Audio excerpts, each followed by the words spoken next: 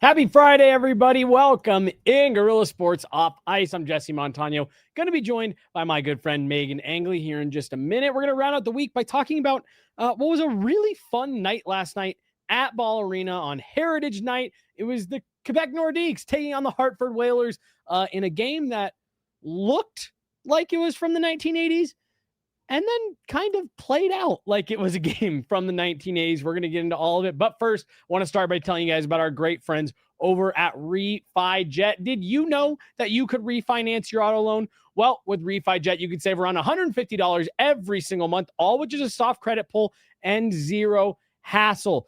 Flexible terms, lower payments, maybe even some cash back right in your pocket from your car's equity.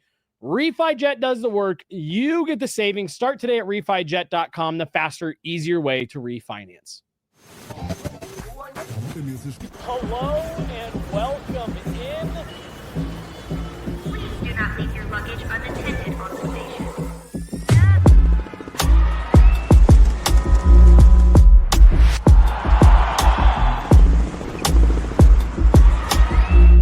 Welcome to the show. How's it going, everybody? Welcome in. Jesse Montano, Meghan Angley. We are here on a Friday afternoon. Meghan, it was a game that ran a little bit later than normal last night for a few reasons, and then we get overtime, we get the shootout. How are you doing this? I almost said morning. How are you doing this early afternoon today after a late one last night? I'm doing all right. I kind of liked doing the show today instead of trying to do our post-game piece immediately after, because the more time I had to think about it, the more I had different thoughts about the game that I thought, ooh, I like that. That's going to be better tomorrow. I wouldn't have come up with that immediately after. Well, for me, and I thought Jared Bednar really, I don't know if exemplified is the right word, but I thought the way he spoke about the game was the most apt of that first period was bad for the Avs, just sloppy, but really on the whole, they really kind of dominated that game. Almost 50 shots on net, nearly doubling up the Carolina Hurricanes. So I'm with you. I think maybe in the moment that game felt a little bit crazier than maybe it actually ended up settling in to be. But yeah, it was definitely a night that guys were fighting the puck, goalies were fighting the puck. Like I said off the top there, it had the flow and recklessness of a game from the 80s. Well, I wasn't alive. So. I mean, neither was I. I don't know why I'm laughing. Neither was I. So I'll take your word for it. Yeah. I'm kidding. I got to address this just because I was given shit immediately when I got into the office. My dogs are out today with a full hoodie and sweatpants outfit. That's funny. We're both doing open toed. We are. See, all right. We're not matching colors, but we were matching somewhere. I'm house sitting for my parents, and I've ended up being here much longer than I planned. Okay. So I need to do laundry when I go home tonight, but I was out of clean socks. So bottom of the barrel. It was an open toe day.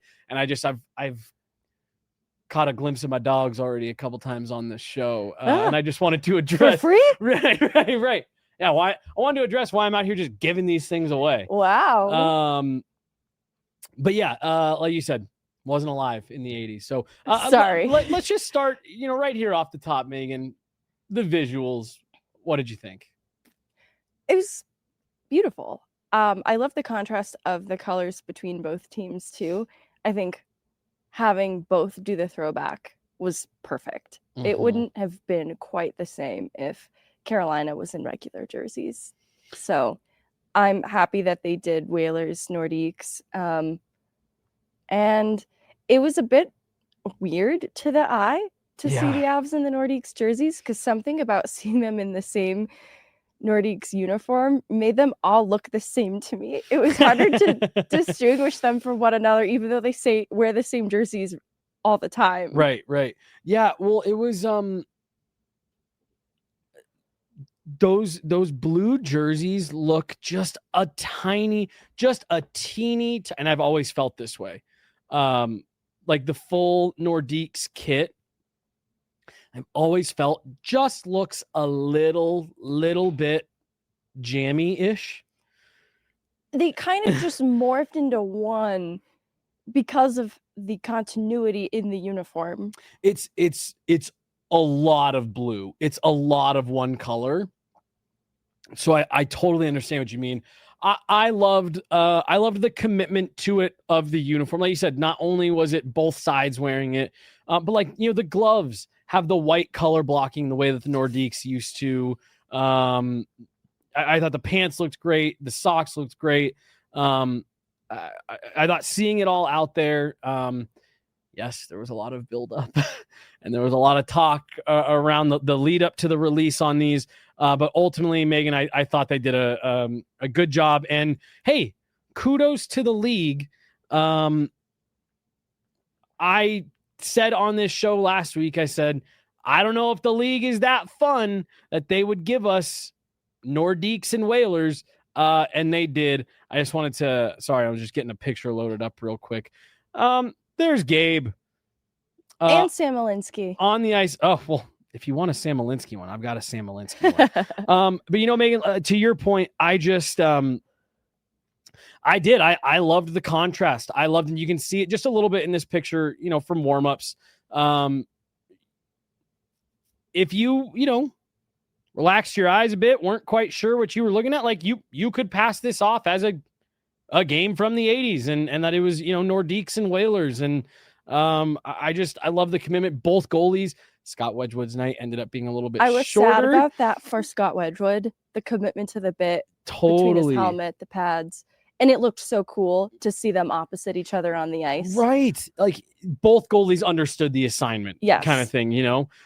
So yeah, while Scott's night maybe didn't last as long as he probably would have liked, even just the visuals of them warming up next to each other, like at the red line, you know, with all the throwback stuff. There he is. Give the people what they want. Right. Jesse. I was going to say, I understand. I know what people are looking for, but no, you know, like this to me, you know, all jokes aside, you know, with Sam, like this to me is what made this night cool. Seeing guys like Sam Alinsky in the old Nordique stuff, seeing Nathan McKinnon, you know, Gabe Landeskog, like they've, you know, we've seen the nostalgic Forsberg and Sakic Nordique jerseys for years. I thought it was awesome to see, you know, the current Avs that, you know, you and I have spent so much time talking about, and you know, talking about how we think this could be a special group and the makeup of these players and, you know, all that to see them in the old gear. Like, I just thought it was great. I like the shade of blue.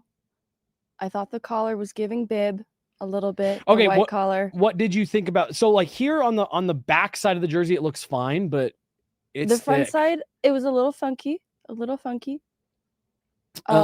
And Michel Goulet was in the house. So I thought that was very appropriate. He's Hall of Famer and set records that haven't been touched, but have come close. Yep. With the Nordiques. So that was a really cool full circle thing to have him back.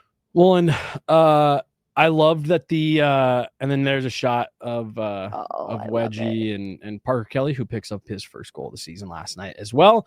But yeah, Megan, you know, just like I liked the fact that the intro video that the Avs did, they incorporated, instead of, you know, it's usually a highlight kind of hype reel of the season. Instead of, you know, doing a lot of stuff from this year, they incorporated Nordique's highlights and Peter Forsberg and Joe Sakic scoring and, you know, those kind of classic goal calls. When everyone got into the building before warmups, they were airing a 90s game between the Nordiques and the Whalers just on the Jumbotron. I thought that was fantastic. It was cool to see like stat cards for a baby Peter Forsberg pop up. Yes. No. Like, this guy, I think he's going to be good. Right. Here's a young guy that might turn out to be pretty good.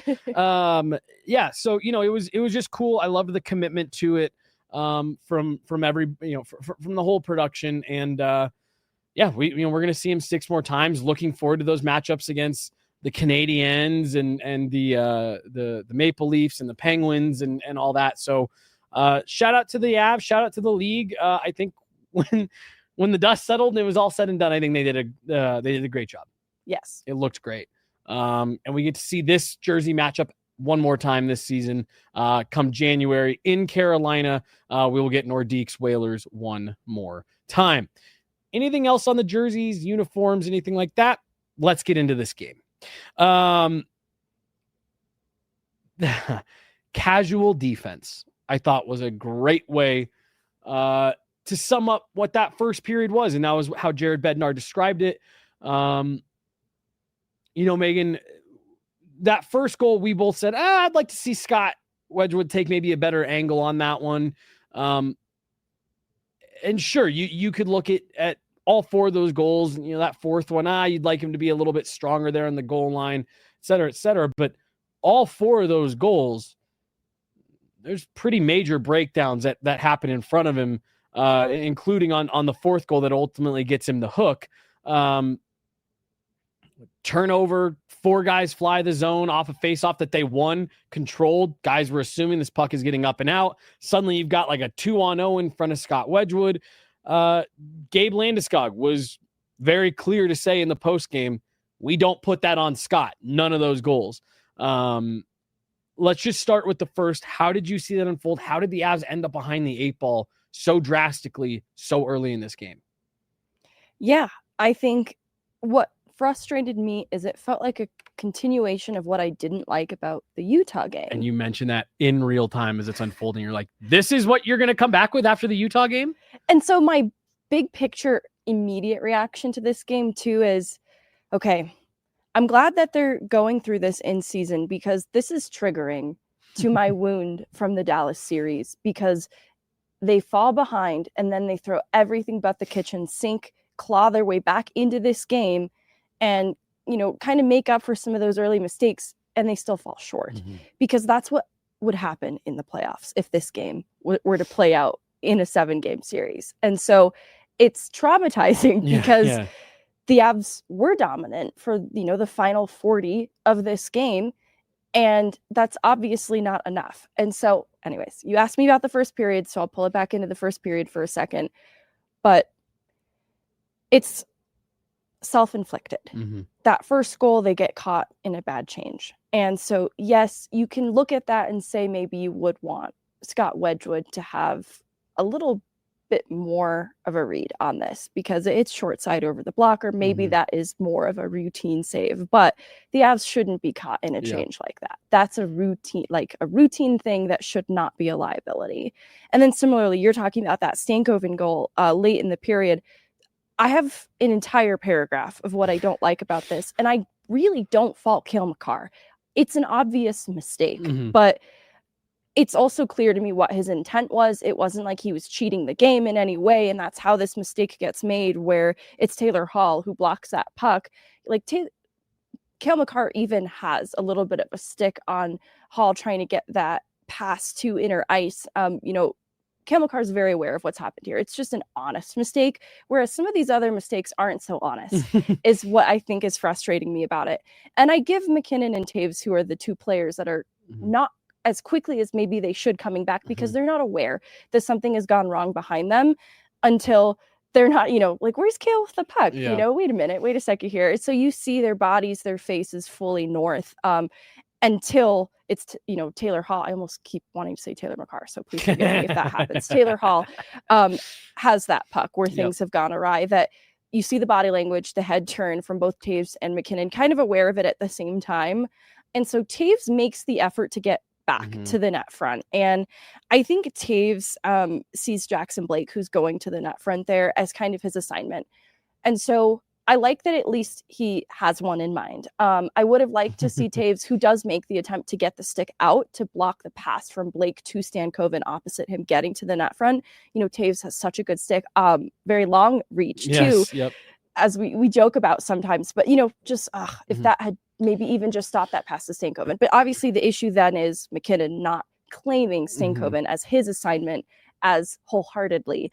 And even then, like, the awareness of Taves, like, McKinnon is not going to cover Stankoven. He's just not going to get there in time. And that's where the frustration comes in of, could McKinnon have thrown on the Jets and gotten there, or at least posed more of a threat to getting there? Yeah. All that to say, Taves could have then pivoted his assignment too. So like there's a breakdown in the net front coverage there that is frustrating, and it's born from a mistake. So again, it's kind of a fluke with Makar and the puck and what could have been a clean breakout and just wasn't. But the lack of awareness, right? Like just that you have to be prepared for things going the wrong way. Kind of similarly, like that goal that gets called back in the Utah game, right? You want to see them be prepared for mistakes to happen and to just address it quickly. And so I just think that there was an overconfidence on a play like that.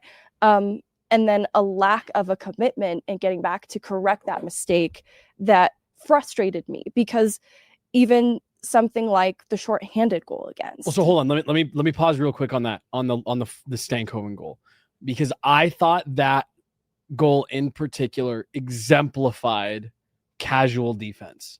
Yes, that Jared Bednar was talking about, because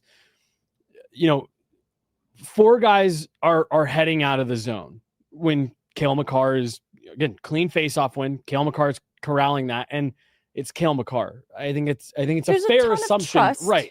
It's a fair assumption and a ton of trust there that, yeah, Cale Makar is going to get the puck up and out of the zone. When there is a turnover, the fact that the two Carolina players recognize it a half second to a second and a half before Taves and McKinnon do.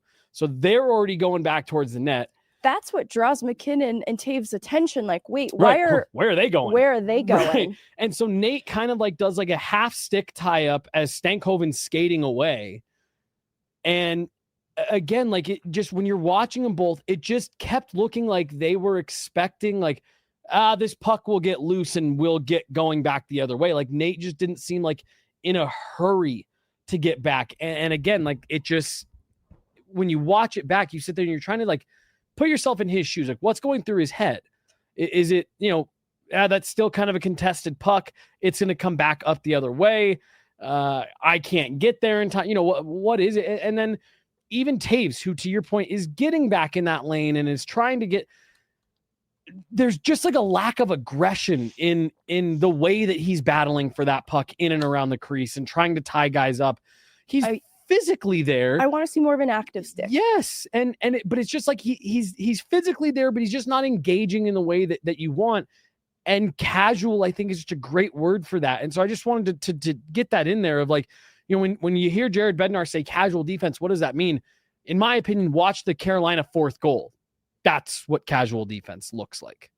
I think too, as you bring it up, I tried to put myself in Nathan McKinnon's shoes, and I will never pretend that I could be in Nate McKinnon's mind. Right. But his body language, it appears to me that he thinks that's a routine save from Wedgwood. Like, Wedgwood's got this. He's going to throw out the pad save, and it's going to be fine. And so what's frustrating there is it's wholesome that he has that trust in his goaltender, and it's wholesome that they have that trust in Cale Makar. But this was something that was preyed upon in the Dallas series, specifically with Cale Makar on the breakout. Cale Makar and Taves have to work together, like, especially when the margin for error is as thin as it is in the playoffs. It's something that teams will pick up on. And so they'll try to capitalize on a player like Makar single-handedly trying to break out the puck and transition play up ice. And so it's something they need to be cognizant of. Like, that trust in Makar is very wholesome, but it is also something teams are going to key in on. And so similarly, wholesome, the trust in Wedgwood, but Logan Stankoven should not be able to stick handle a puck in the blue paint. And that's what happens. And he bobbles it a little bit. Like, it's not even this master class, but there should be sticks in there, whether it's Taves, whether it's McKinnon. There should not be a player that has that kind of liberty to be stick handling in the crease. Well, and you get what the idea is there with the one-man breakout with Cale Makar. We're trying to win a face-off, and we're trying to transition from, which the Avs are great at. And, I talk to Corey Masasak about it all the time, and Corey's been around the league for a long time. He's covered a lot of teams up close. He's worked for the league, so he's covered the league on a national basis. And Corey has talked about, this is maybe the best team he's ever seen at, we're defending, now we're on the attack. And so you get it. It's, hey, we're trying to suddenly get numbers up ice right off this face-off that, Carolina's got an ozone face-off. Suddenly they're on their heels defending. But to your point, when teams are able to key in on that and expose it a little bit of, hey, if you can cut this breakout off at the knees here, you can turn into a really quick offensive zone opportunity for your team immediately. And so again, I understand the thought process there. And like you said, it's great to have a player that you trust that much. That, hey, they're going to get the puck up and out, but that's the risk you run, is if teams are keying in on that and they're able to stifle that initial breakout pass and cause some chaos. You've got to be able to get on your horse and get back as quickly as you were wanting to get up ice. And that's where I look to a player like Taves. Like, all right, it's understandable that Nathan MacKinnon's ready to be on the attack. He just won the faceoff clean. Cale Makar is in possession of the puck. I want to see Taves maybe just ensure a little more safety in support of Cale Makar, because truthfully, they break out the puck very well together when they work together, and that became more effective in the Dallas series when they leaned on each other rather than single-handedly relying on Makar. I think Taves is a great player for that role too. So anyways, a lot of things break down there. Casual defense, as you mentioned. And I think too, I don't want to say overconfidence. Like, I don't think the Avs underestimated Carolina. But I do think that where Carolina was most committed is actually what won this game. And so the thing that I think of is going to sound really silly at face value. And that is, this game wasn't won by who scored the most goals. And I know literally that is actually what decides the hockey game. Technically, last night, both teams scored the same amount of goals. And so that's what made me feel a little righteous in saying this. And what I was going to point to more than anything is the team that was committed to the defensive details for the longest is the team that won. So even though the Avs had the dominant offensive effort for 40 minutes of this hockey game, because Carolina was more committed defensively for the full 60, that's ultimately what won them this game. Because their commitment is what made things so challenging for the Avs, who put on a lot of the offensive weapons later in this game to break through. And that was tying up sticks and managing their lanes. And that attention to detail also allowed them to capitalize on the mistakes of the Avs early. So like that shorthanded goal, that's just a tough one. I think I won't get into it too, but the other thing is the depth of Carolina was deeply tested in this game. Their penalty kill deeply tested in this game, and they're down a lot of their key penalty killers. And it's something that I'm going to register as significant and keep back of mind moving forward. So that's where I was going to go, Megan. And again, I don't even look at this game and say that I think Carolina's 5-on-5 defensive details were that elite. The Avs were putting a lot of shots to the net. The Avs were getting to Freddie Anderson, where I think Carolina's defensive details, to your point, I mean, just sparkled, was on the penalty kill. Yes, the Avs power play struggled. They got one. You go 1 for 8. They had to battle and fight and claw their way just to get that goal. Just to get the one. When I looked at that power play, as much as, yes, you can say the Avs power play struggled, I thought Carolina's penalty kill was nails. And it was a moment where, like, it was clear that they had done their homework. They knew what the Avs' tendencies were, where the Avs wanted to go, how they wanted to bring the puck into the zone. And I mean, they were, like a dog on a bone. Like, I mean, they were just puck hounds. They were winning battles, getting pucks 200 feet. Not that their 5-on-5 defensive details weren't also good. I just thought on the penalty kill, I was more so than like I'm looking at the Avs saying, yeah, I'll bet you they are frustrated and pissed because this doesn't look good. I was just sitting there going, tip of the cap. That is an outstanding penalty kill. And so this is something I'm going to be looking at, because they have one of the best penalty kills in the playoffs, one of the best penalty kills in the regular season. It's just a strong aspect of this team. And so it points to such a good structure that they can have not their maybe first on deck penalty killers out there, and it's still very effective. It's a penalty kill worth looking at. And Parker Kelly has name dropped it specifically as one that they look to loosely, like they still want to do their own thing, but they do look to it to draw inspiration from for a very good reason. And what I was going to say too is you're right about the defensive details 5v5, and where they really tripped Colorado up is Colorado could get pucks on net and Freddie Anderson came up with the saves, whether by, intentionally the right positioning or just being a bigger body. He was dialed. And look, tip of the cap to Freddie Anderson for a great night in net. And so then those rebounds, that's where I think Carolina also particularly shine. Avs could not get a stick on the rebounds because their sticks were tied up so effectively by Carolina.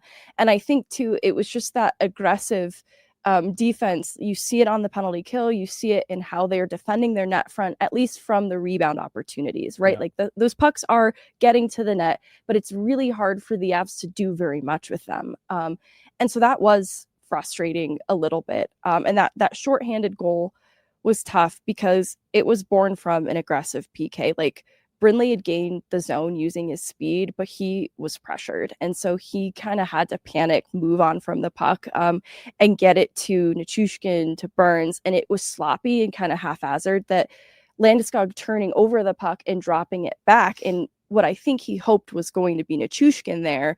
I think was born because that entry was not smooth. It was panicked. And so I think that is credit to a really aggressive PK that forced that second power play unit to make some quick decisions that weren't necessarily the safest ones. 1 for 8 on the power play for the Avs, 0 for 5 for the Carolina Hurricanes. It was a penalty heavy game. I want to key in on something here, and then let's, we can move on to the second and third period. Dallas in that series last season, what struck, I think, both of us as we were watching those games was how much they were contesting the perimeter. The Avs are a team that obviously that power play runs through Nathan MacKinnon, Cale Makar, but so much of what they try to do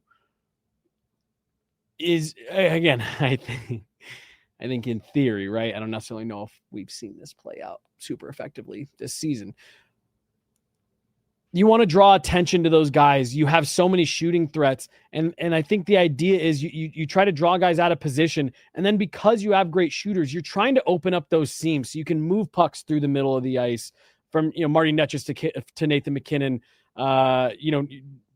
slide out a little bit, let Cale Makar drive down and, move it. You're trying to open up those seams and lanes. And what it seems like teams have picked up on, because Dallas did it so effectively, really contesting those pucks outside and not giving the Avs a ton of time to draw defenders out to them. They're kind of forcing the Avs to make these decisions really quickly and kind of snap these passes around maybe faster than they would like to. And it's just kind of causing chaos for the Avs, and they're not able to establish themselves and open these lanes and seams in the way that they'd like. Megan, I'm not going to sit here and act like I'm an NHL level power play coach. I know how to fix that. But when I think back to the last time that we saw this group, the post Mikko Rantanen power play be really super effective, was near the end of the regular season. Nathan MacKinnon, Marty Netchus, Cale Makar were rovers. They were interchangeable at all three positions. You didn't know where Cale Makar was going to pop up. You didn't know where Nathan MacKinnon was going to be. And just when you got a grasp on where Nathan MacKinnon was, Marty Netchus slid into that one-timer spot and was finding himself open. Do you have just any thoughts on this? Again, that's a really easy thing for me to say. I'd like to see more movement. I'd like to see more interchanging between Marty Netchus, Nathan MacKinnon. When you're looking at this, I think the Avs need to make a little bit of a fundamental change to how they're approaching this power play. It seems as if teams have kind of gone to school on what the Dallas Stars did. And it's like, hey, yeah, take away that time and space around the perimeter and we'll take our chances in the middle of the ice. And you've got to do something to adjust to that. Yeah, I think the big picture would be that critique of the power play. But I also do see where they are trying to incorporate some more movement, some more rotation, getting pucks to the middle of the ice. And oftentimes they're stopped. And so the Avs are trying to reset, reload, and recycle, basically. And so I think sometimes they find themselves overcycling the puck. And so on the surface, that sounds like movement, but not all movements created equally. And maybe that's where, the critique would be is I think they are trying to add a little more variety to what they do. So they'll reset and they'll retry something a bit different from what they just tried, but it's still a bit predictable because it typically relies on Makar at the point in some way. I think that what Marty and Nate are trying to figure out together, there's some deception, but it's not enough just yet. And I think it's being picked off too. And so what I would say, it reminds me of game. Go ahead, keep on. I was where gonna ask you a question. They put the little ball or under the shell, and they're moving the shells. Yeah. And if you're following it, it's actually not that hard to win that game. That's what a great analogy. That's what it reminds me of. Is there's this movement, but everybody knows where the ball is. As long as you're paying attention. Yeah, as long as you're paying attention. So let me ask you this. And again, like what I'm about to say here is like a super surface level hockey thought. But I had someone in reply to me last night as the Avs were heading to their 6th power play of the night. And they said, I want to see 2 shots for every 1 pass. And I kind of just chuckled, but in the vein of what we're talking about here, and I think that's an excellent example that you just gave. Does it feel to you maybe a little bit like teams aren't feeling the threat to shoot as much? So it's, pressure, get in the passing lane. They're not going to shoot it. They're looking for the right lane, the right pass, the right guy to be open from a purely, 3,000 foot view. Make yourself more of a shooting threat. Get out on that next power play this week tomorrow afternoon and rip 4 shots before anybody, makes a perimeter pass. Win that faceoff back and Cale Makar snap it on net. Make 1 pass, Marty Netchus, put it to the net. Make teams believe, we gotta respect this shot here. Like I said, from a real just step back view, is that something that resonates with you? Teams are banking on them overpassing here and trying to pass the puck into the back of the net. Well, it's a self-fulfilling prophecy because it's way oversimplified. That is my critique, is I think it's 1 pass too many too that I'm seeing where I'm like, just shoot it. And so the other thing that I'm seeing, whether it's... We had that one, Ross Colton last night. You and I, in unison, shoot that puck. And you know what? I want to give credit. He did eventually just start shooting. And I love, this is a separate conversation, but I love the shooting instinct of the whole of the D-corps right now. Danson Manson, talk about him in a second.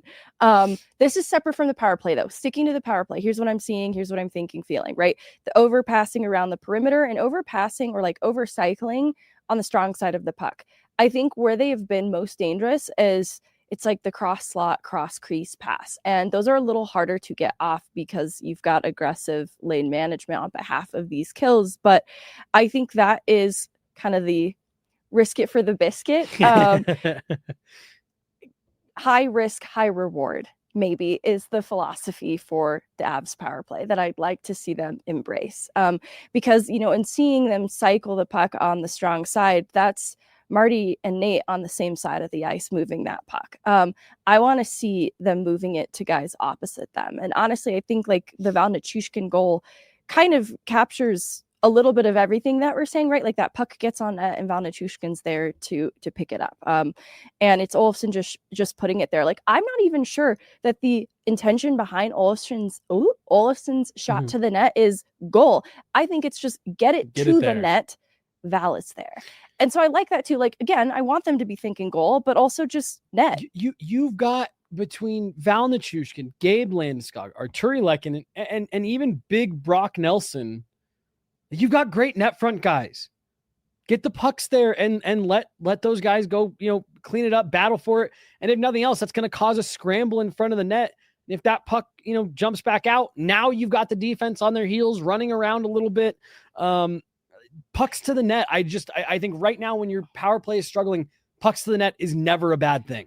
When I say movement, here's what I mean. It's make the goalie make a save, make the goalie move laterally. So that's, whether that's getting the puck on net and moving it to the opposite side, the weak side, right? Like, just, that's what I mean by movement, is make the goalie make the save.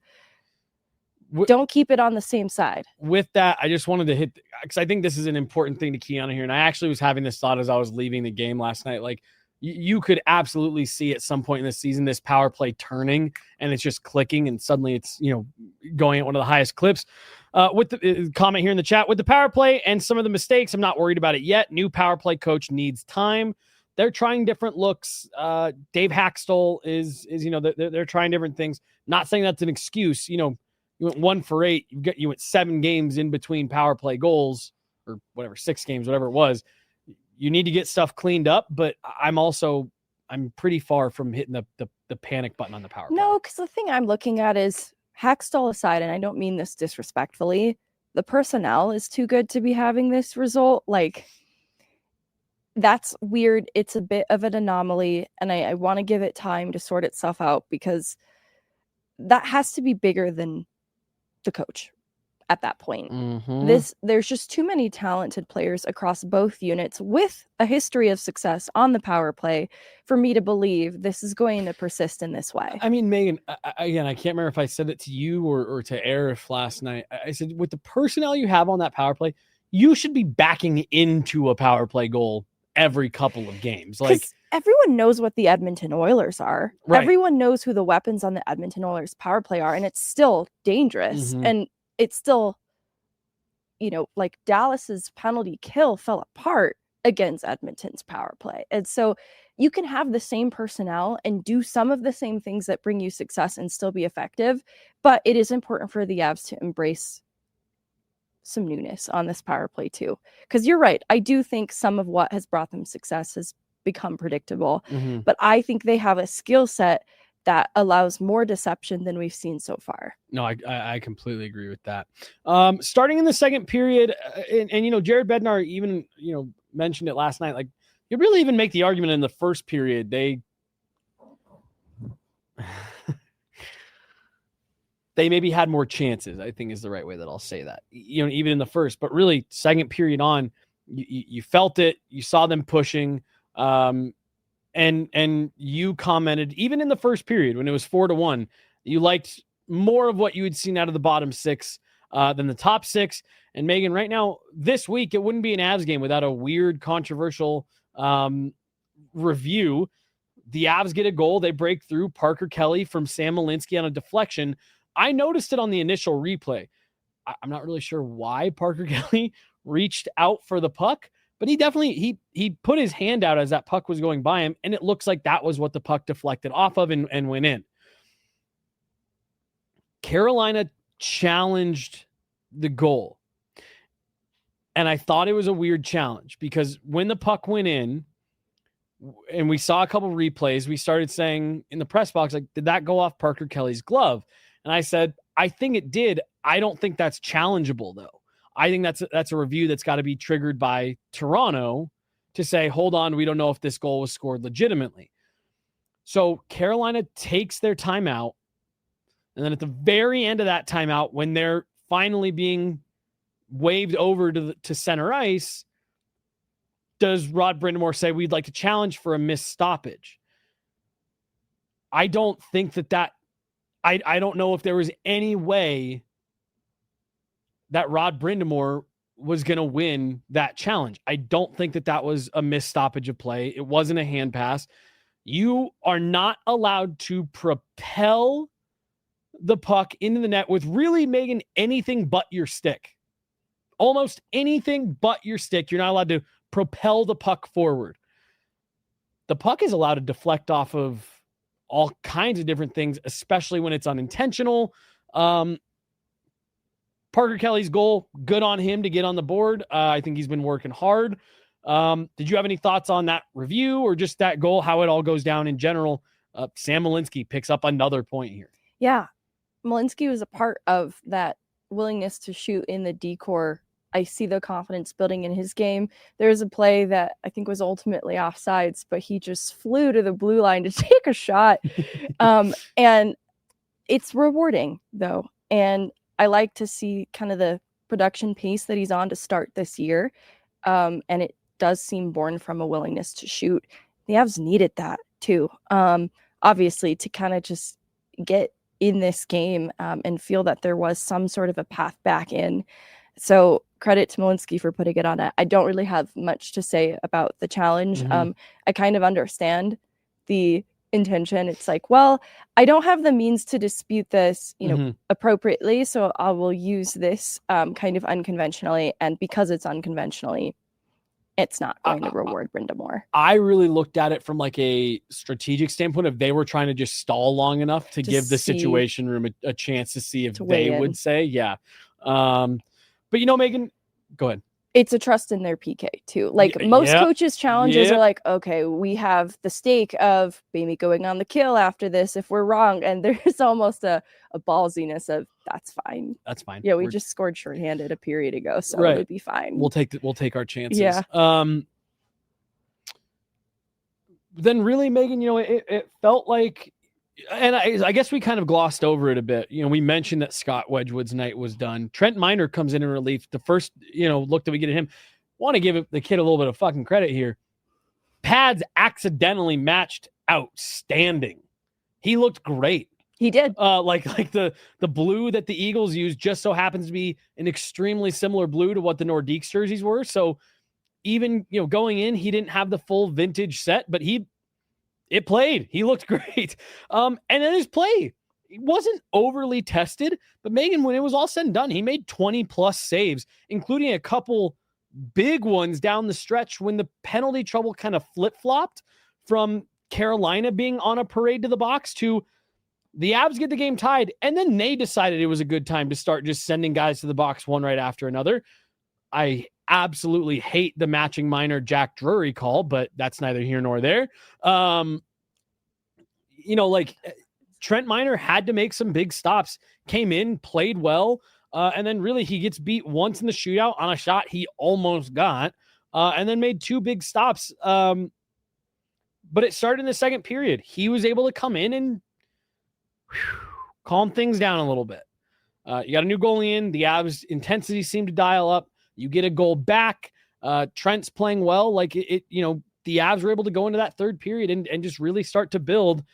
Haven't even mentioned Val Nichushkin's name yet because wow, what a game he had. That's the storyline in this game. But also Trent Miner, I wanted to give him some credit, right? Coming in hasn't played a game yet this season and really only saw minimal action in preseason, right? The expected goals against came in 1.57. Obviously, he doesn't allow any until the shootout. And the high to medium danger shots that he faced was 8, and he stopped all 8. So, sure, maybe only 5 shots allowed in that second period and a lot of penalty trouble in the third period that tested him so much more. And he gave the Avs a chance to win in this game. And they showed up with an effort of their own to launch this comeback too. But a lot of that is sparked by Trent Miner. And what's tough about Trent Miner, and this isn't his fault, is I look at that Brock Nelson penalty early in the second period or like at midway point. Early into Trent Miner coming into the game, and he takes a tripping penalty trying to defend coming back because there's a lack of trust. And we talked about this with like Georgiev Anunen in the past, how the team might play a little differently in front of a goaltender that they maybe have a little less trust in. And again, in Trent Miner's case, he's coming in cold and he hasn't played yet. So it's not as if he's done anything not to have the trust. It's just not had a chance to be created either. And so it's frustrating that makes this comeback a little bit more challenging for the Avs, because I do think some of the penalty trouble they run into is, one, they're just trying to defend their chance in this game, but also they do have a young green goaltender who's come in cold, and they played like it at points out of desperation. And so that's kind of the price you pay too. But it's just an interesting layer to this game as well, because I think that the kill in the second period where Manson and Makar have 2 really great shorthanded chances points to what you're saying about the effort that was dialed in after that point when Trent Miner got a net.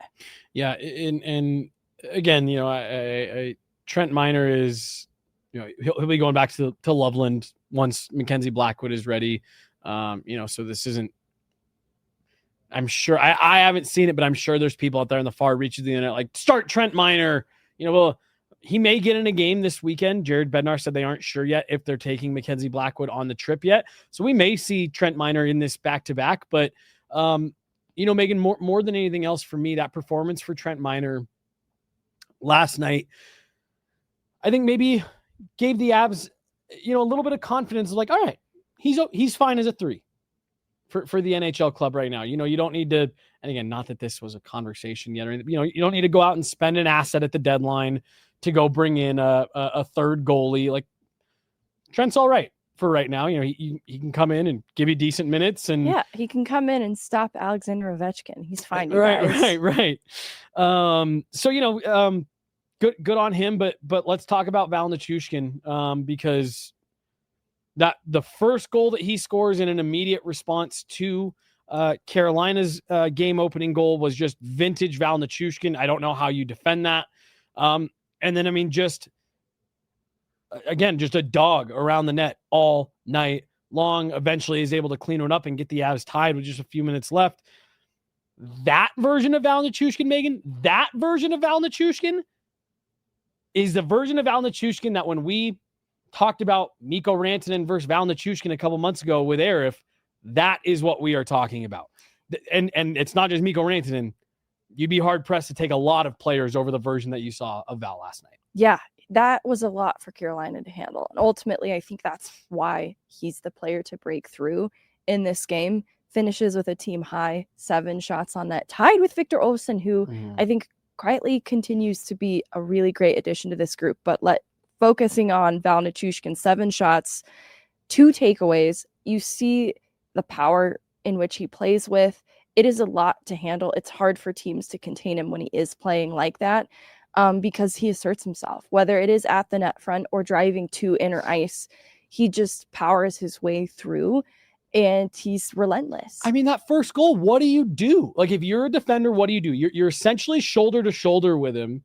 Oh, this one was so good. Skating down the wall. He just takes those couple hard strides. He puts that puck on the outside and he just drops his shoulder and just starts driving. And it's like, all you can do is exactly what the Carolina defender tried to, which is a 2-hand chop across the hands. And even that, Val is so big. He's so strong. You can't knock him off the puck. He gets that wide stance. You can't get inside. And then the hands. Pull it backhand. And shelf on Freddie Anderson from within 3 feet. That's an elite power forward right there. That is just making an elite level play. It's why that line, I think, can be effective too, because Brock Nelson is battling for that puck against Aho to start this play, and Val Nichushkin comes in as support and added pressure. That puck goes airborne, comes back down, and Walker briefly has it on his stick. And that's when Val Nichushkin just powers ahead between now both Aho and Walker, kind of splitting them. And there just wasn't a prayer because of the sheer force that he is. And then the skill to, move the puck to his backhand across the crease and just make that shot more of a threat too. I think is the combination then of the finesse of Val Nichushkin and the power of Val Nichushkin. Yep. No, absolutely. The Avs were able to get it tied overtime, very non-traditional overtime. We did not see any 3-on-3. Look at the penalty summary. If my memory serves me right, because there was a penalty that carried over from regulation to overtime, and then during the 4-on-4, after that penalty expired, another penalty was taken. I believe we only got 4-on-3 or 4-on-4. Maybe the last 45 seconds were 3-on-3. Maybe. But either way, that's where I think you got to give a huge, huge shout out to the Avs penalty kill.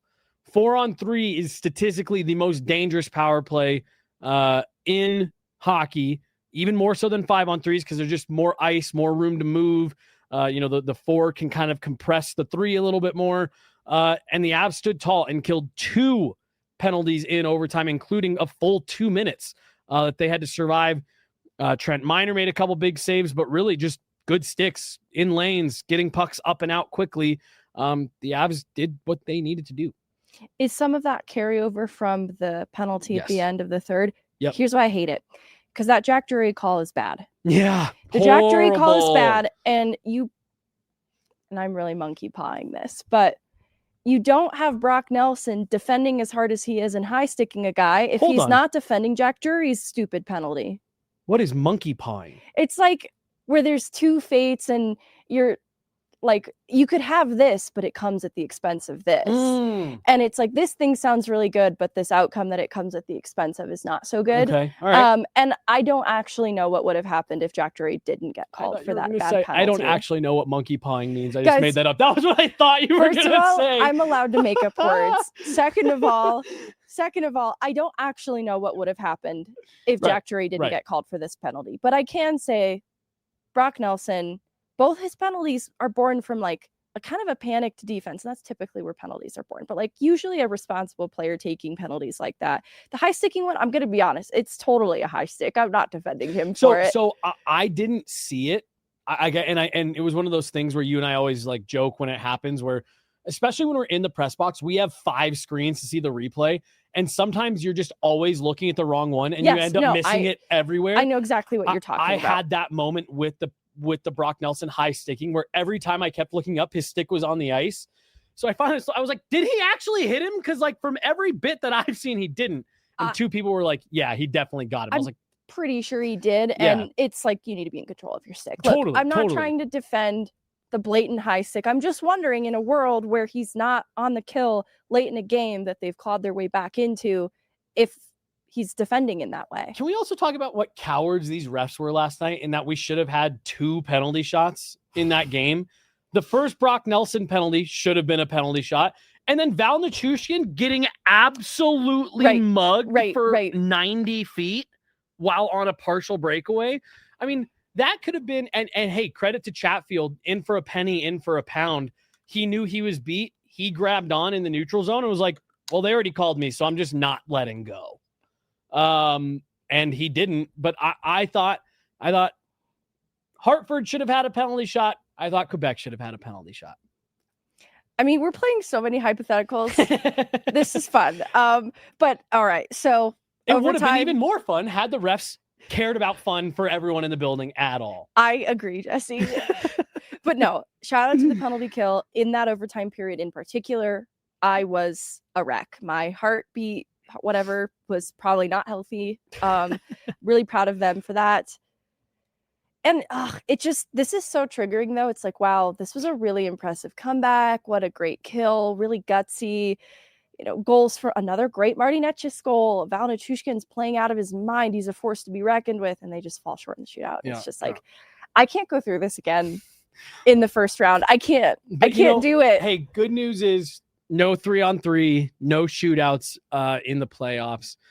Marty Netchis, the one goal for the Avs that we did gloss over, he does get a goal against the Carolina Hurricanes. I have to imagine that felt pretty good for him. The Selly on it would suggest that, yeah, he liked that one a lot. It was really high skill. He made Stahl look kind of silly. Yeah, no, for sure. What else you got on this one, Megan? They moved to 5-0-3. It's still them in Vegas, the only teams left without a regulation loss. Jared Bednar, Gabe Landeskog, and Trent Miner all said it's a resilient group. And I think despite the way the first period started, casual, sloppy, whatever word you want to use, you have to give them credit for getting back in this game and continuing to get a point. That's what good teams do, is you find a way. Logan O'Connor, don't have my A game, got to find a way to bring my B game. I thought by the time that game ended, the Avs found a way to average back out to a B grade and get a point out of it against a very good Carolina team that has the defensive prowess to lock it down a bit once they get out to it, especially a 3-goal lead so early. There's still important lessons. Like, I look at what Carolina ran into trouble with in the playoffs, and they couldn't get scoring. So I look at teams that get rewarded because they don't cheat the game and they have that attention to detail, that high buy-in. I think of Carolina as being this type of team, right? But coming up with the goals in a timely manner is important too. And so the Avs at least demonstrate that aptitude in this game. That's important. That is still a valuable skill. The other part of it, though, is not cheating the game, even for a brief period in the first. And so that's going to be the important takeaway that I want to see them continue to learn from as we move forward into the regular season. That's what this is for. That's why I'm trying not to panic and get triggered over the playoffs, because Utah to this game, it's like, all right, some of these are self-inflicted. I really want to see them clean that up. That is fixable. though. And similarly, like the power play breaking through opposite a very good penalty kill, that's significant to me too. Power play, special teams, they're a little funny that way. It takes the dam breaking, a little bit of confidence for them to go on a roll. So if they go on a roll, like you said, like go into the very next power play that you get with that shooting mentality. I like the high risk, high reward mentality. They could be in a good spot. Like I want to see a clean face-off win and Cale Makar just take 2 running steps into us. Just put it on net. Even if it's right into the goalie's chest and you've got to just redo a draw, send the message of like, hey, we can shoot it too. I also think, Megan, and I think you just nailed it. That also looks like a power play right now and a group of players that are squeezing the stick a little bit. They know that the power play hasn't been working and they're thinking a little bit too much. Maybe getting that goal later in the game gives them a little bit of confidence as a reminder, hey, there is a formula here to putting up offense. We just got to dial in what that is. Megan, what else you got? Okay, I think that was everything. I think that was everything. I didn't talk about Danson Manson, but I've just liked what we've seen of him the last couple of games. We don't normally get to see that in regular season. Like that's kind of playoff for Manson. Well, and does it feel a little bit to you? Because he's been playing with Burns, and he's been playing on his offside, and I wonder if there's a little bit of that, like, you know, Josh Manson has had to be the sturdy, stable presence on most pairings he's played on since arriving in Colorado. And I just wonder if that's a little bit of like, a couple big guys out here. I trust, you know, who's Brent Burns has been really good for the Avs start this year. Like, I trust him. I trust this group. Like, yeah, I'm going to go. I'm going to tap into my inner Sam Girard here and just start twirling all over the ice. He looks great. He looks great right now. Shout out to our guy, Dan, when we were in our group chat last night going over, you know, who could we talk to? He was like, off the board. Josh Manson's been really good these last few games. And I thought that was a great call out. Yeah. Is that it? That's about it. Like they have the back-to-back and they've recalled Daniil Gushin, who is leading the league in the American League in scoring. I think it's 6 goals in 5 games. I have mixed feelings about it. We'll see. And Jack Sean gets recalled. I think, you know, just because of the back-to-back, they want some extra bodies. And with some guys on IR in Logan O'Connor, Jokivi Ranta, Sam Girard, they can afford to do it. So, and I just want to put this out there. Evan and I talked about it on Monday, that Kibby, you know, lower body injury. He had been seen in a brace. He's not wearing the brace as often anymore. He looks like he's moving a little bit better. Seen him in the workout room.